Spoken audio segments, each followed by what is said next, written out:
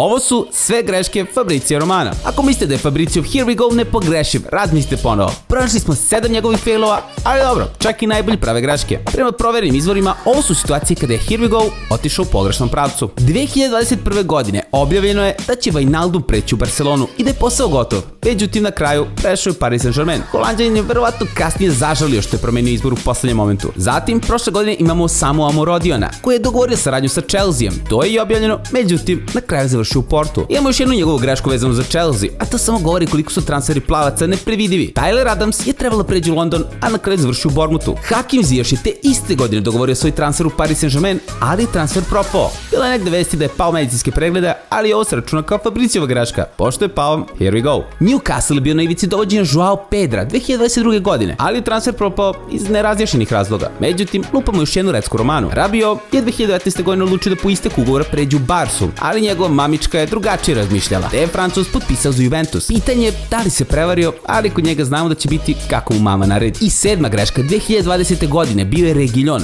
Posao je bio dogovoren s Unitedom, a završio u Tottenhamu. Ukupna stopa grešaka manje od 1% svih najava. Kako god okrenemo, Fabriciov i dalje gold za ove stvari.